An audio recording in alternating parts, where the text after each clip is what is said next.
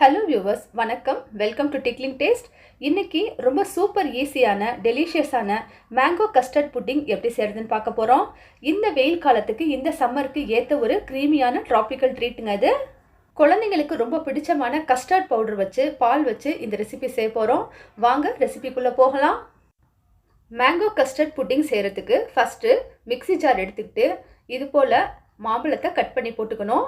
நல்ல 2 பழுத்த மாம்பழமாக எடுத்துக்கணுங்க. நான் இன்னைக்கு இந்த க்ரீமி டிலைட்க்கு எடுத்துருக்கிறது பார்த்தீங்கன்னாக்க 2 மாம்பழம். அதில் ஒன்று வந்து நல்ல தித்திப்பாக இருக்கக்கூடிய மாம்பழமும், அதே போல் இன்னொன்று பார்த்தீங்கன்னா நல்லா கொஞ்சம் புளிச்சிட்டு இருக்க மாம்பழமும் எடுத்திருக்கேன். மாம்பழம் எல்லாத்தையும் இது போல் கட் பண்ணி மிக்ஸி ஜாரில் சேர்த்துக்கணும். தோலை சேர்க்க வேணாம், வெறும் மாம்பழத்துடைய சதையை மட்டும் சேர்த்துக்கணும். சேர்த்ததுக்கப்புறம் இதில் தேவையான அளவு சர்க்கரை சேர்த்துக்கணும். சர்க்கரை நான் இன்றைக்கி 3 டேபிள் ஸ்பூன் சேர்த்துருக்கேன். உங்களுக்கு இனிப்பு சுவை எவ்வளோ வேணுமோ அதுக்கு ஏற்றாப்புல நீங்கள் சேர்த்துக்கங்க. சர்க்கரையை சேர்த்ததுக்கப்புறமா 1/2 கப் அளவுக்கு காய்ச்சி ஆற வச்ச பால் சேர்த்துக்கணும். இப்போது இதை நல்லா ஃபைன் பேஸ்ட்டாக அரைச்சிக்கணும். இந்த மாம்பழம், சர்க்கரை, பால் எல்லாம் பார்த்திங்கன்னா நல்ல ஒரு கலவையாக வந்துடணும். நாம் அரைச்சதுக்கப்புறம் பார்த்தீங்கன்னாக்கா இந்த மாதிரி ஒரு கன்சிஸ்டன்சி வந்துடும். பால் அதிகமாக சேர்க்காம நான் சொன்ன அளவு சேருங்க, அப்போ தான் இந்த திக்னஸ் கிடைக்கும்.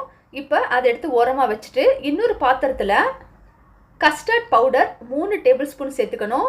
எந்த கஸ்டர்ட் பவுடர் வேணாலும் சேர்த்துக்கலாம், அது உங்கள் இஷ்டம்தான். அதில் 1 கப் அளவுக்கு பால் சேர்த்துக்கணும். இது பார்த்தீங்கன்னாக்கா நான் இன்றைக்கி 2 கப்பு சேர்த்துருக்கிறது காரணம், இந்த கப்பு வந்து 1/2 கப்புடைய மெஷர்மெண்ட், அதனால் 2 கப்பு சேர்த்துருக்கேன். 1 கப்பு 200 ml இருக்குது பார்த்தீங்களா, அந்த கப் அளவு பால் சேர்த்துக்கிட்டா போதுமானது.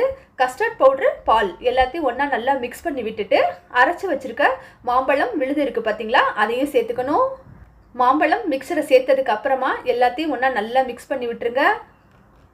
இது போல் ஒரு க்ரீமியான கன்சிஸ்டன்சி கிடச்சிடும். இப்போ இதை அப்படியே எடுத்து அடுப்பில் வைக்கணுங்க. அடுப்பில் வச்சு நல்லா ஃபுல் ஃப்ளேமில் வச்சுக்கணும். ஃபுல் ஃப்ளேமில் வச்சுட்டு மெதுவாக கிண்டிக்கிட்டே இருக்கணும். இது பார்த்திங்கன்னா அடியெல்லாம் எதுவும் பிடிக்காதுன்னு நமக்கு பயம் இல்லை. இருந்தாலும் வந்து நம்ம இதை லைட்டாக இதை போல் கிண்டி விட்டுக்கிட்டே இருக்கணும். ஒரு 15 நிமிஷம் அளவுக்கு நல்லா இதை பாருங்கள், இதை போல் கொதிக்க விடணும். கொதிக்க விட்டதுக்கப்புறம் இதை எடுத்து என்ன செய்யணும் அப்படின்னாக்கா ஒரு பாத்திரத்துக்கு மாற்றிக்கணும். இப்போ நம்ம இதை புட்டிங்காக செட் பண்ண போகிறோம். இது புட்டிங் அப்படின்னு சொன்னாக்கா பார்த்திங்கன்னா அல்வா பதத்துக்கு இருக்காது, ரொம்ப க்ரீமியான டெக்ஸ்டரில் இருக்கும். இது சூடாக இருக்கும்போதே கண்ணாடி பாத்திரம் அப்படி இல்லைனாக்கா சில்வர் பாத்திரத்தில் சேர்த்துக்கோங்க. நான் ஒரு 3/4 அளவு சேர்த்துட்டு மீதி இருந்ததை பார்த்தீங்கன்னாக்கா சின்ன கப் கேக் பண்ணுவோம்ல, அந்த மோலில் கூட ஊற்றி வச்சுருக்கேன். இப்போது இந்த கஸ்டர்ட் மேங்கோ புட்டிங் இருக்குது பார்த்தீங்களா, இது மேலே சின்னதாக மாம்பழத்தை கட் பண்ணி சேர்த்துக்கோங்க. அப்போ நம்ம சாப்பிடும்போது இந்த குட்டி குட்டி மாம்பழம் நம்ம வாயில் கடிப்படும் போது ரொம்பவே டேஸ்ட்டாக இருக்கும்.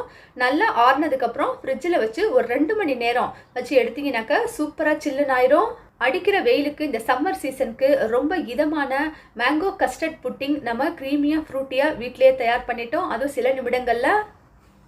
இந்த ஈஸி பீஸியான ரெசிபியை ட்ரை பண்ணி பார்த்துட்டு கமெண்ட்ஸில் எப்படி வந்துன்னு சொல்லுங்கள். ஃபேமிலி, ஃப்ரெண்ட்ஸ், ரிலேஷன்ஸ் எல்லாருக்கும் ஷேர் பண்ணுங்கள். டிக்லிங் டேஸ்ட் சேனலுக்கு சப்ஸ்கிரைப் பண்ணுங்கள். தேங்க்யூ ஃபார் வாட்சிங்.